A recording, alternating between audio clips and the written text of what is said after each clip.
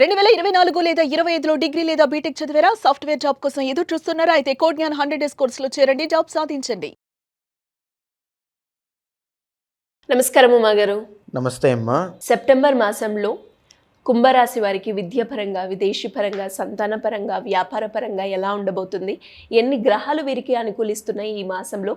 And అదేవిధంగా ఎవరైనా కూడా జాగ్రత్త పడాలి అంటే ఏ ఏ సందర్భాల్లో జాగ్రత్త పడాల్సిన అవసరం ఉందంటారు? తప్పకుండా అమ్మా.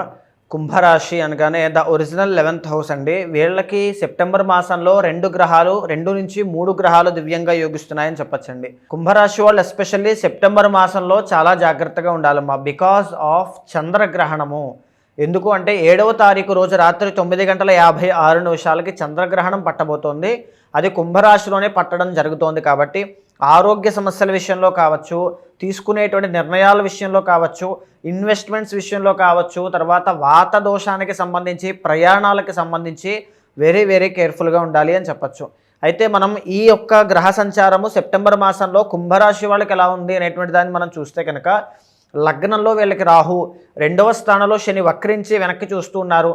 పంచమంలో గురుగ్రహ సంచారం బాగుంది.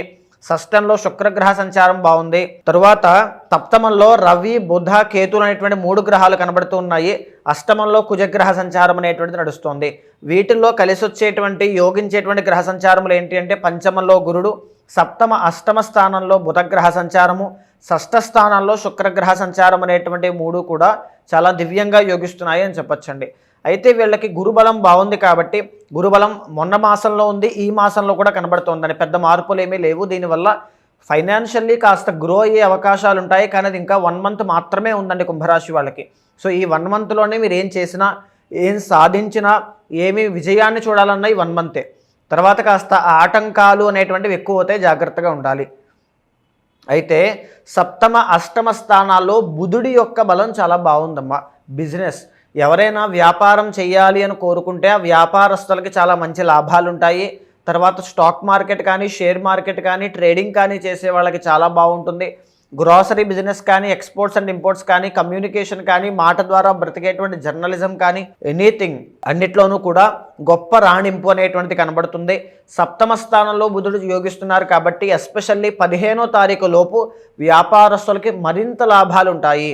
కంపేర్ చేస్తే 15 కన్నా ముందు, 15 తర్వాత కన్నా చూస్తే 15 ముందు మరింత లాభాలు ఉంటాయి. అయితే శుక్రబలము అనేటువంటిది కూడా ఉంది, కానీ అంత యోగదాయకంగా కాదమ్మా. దీనివల్ల ఏం జరుగుతుంది అంటే, క్రియేటివ్ ఫీల్డ్లో ఉన్న వాళ్ళకి, ఎవరైతే వర్చువల్ రియాలిటీ, ఏఐ లాంటి క్రియేటివ్ ఫీల్డ్లో ఉంటారో వాళ్ళకి.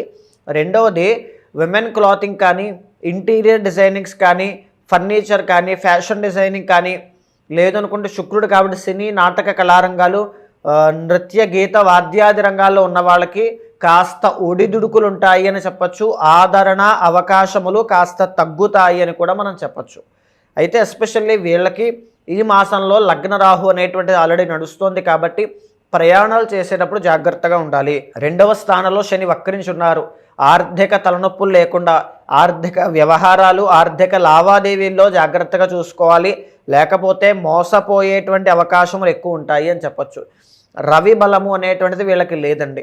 దీనివల్ల వీళ్ళకి కానీ, పెళ్ళైన వాళ్ళకి వీళ్ళ యొక్క భార్య కళత్రము, స్పౌస్కి హెల్త్ ఇష్యూస్ రావడం కానీ, బిజినెస్లో ఒడిదుడుకులు అనేటువంటివి ఎక్కువగా రావడం కానీ, పనులన్నీ సకాలంలో పూర్తవ్వలేకపోవడం వల్ల, పనులన్నీ సకాలంలో పూర్తి చేయలేకపోవడం వల్ల వచ్చేటువంటి అసంతృప్తికి గురవడం కానీ, యాంగ్జైటీ, డిప్రెషన్, ఓవర్ థింకింగ్ లాంటి మానసిక ఒత్తిడికి గురవడం లాంటివి ఎక్కువగా కనబడుతున్నాయండి. రుణ బాధలతో ఇబ్బంది పడేటువంటి కుంభరాశి వాళ్ళకి అంత గొప్పదైన మార్పులు ఏమీ లేకపోయినా కాస్త పర్వాలేదు అనేటువంటి మార్పులు వచ్చే మాసానికి ఉంటాయి. ఈ మాసంలో అయితే ఎలాంటి మార్పులు లేవు. అయితే ఆరోగ్యాన్ని చాలా చక్కగా చూసుకోవాలి. రాజకీయ నాయకులైతే ఈ మాసంలో ప్రయత్నపూర్వకంగా ఎలాంటి ముఖ్యమైన నిర్ణయాలు తీసుకోకుండా ఉండడమే మంచిదండి. లేకపోతే అవమాన పాలయ్యేటువంటి అవకాశములు ఎక్కువగా ఉంటాయి.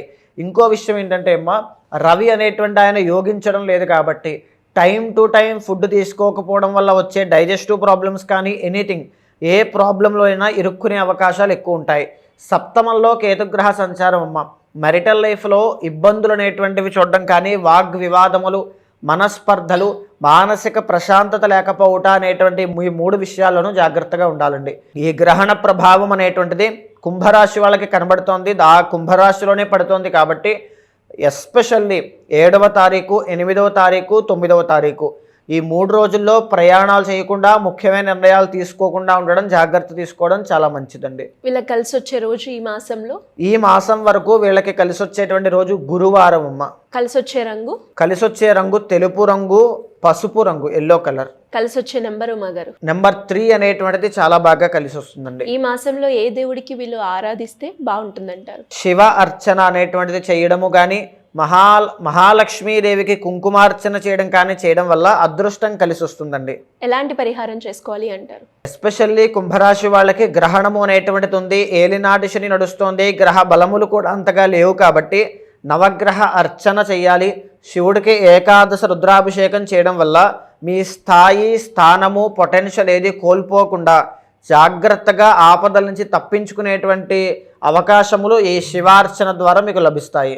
అలాగే ఇంకా ఎవరికైనా కూడా పర్సనల్గా మీ దగ్గరికి వచ్చి వారి యొక్క పర్సనల్ చార్ట్ని చూపించుకొని వాళ్ళు ఏదైతే సమస్యని ఎదుర్కొంటున్నారో దానికి సంబంధించి పరిష్కారం చేసుకోవాలి అంటే ఎలా ఉంటుంది మగారు? తప్పకుండా అమ్మ.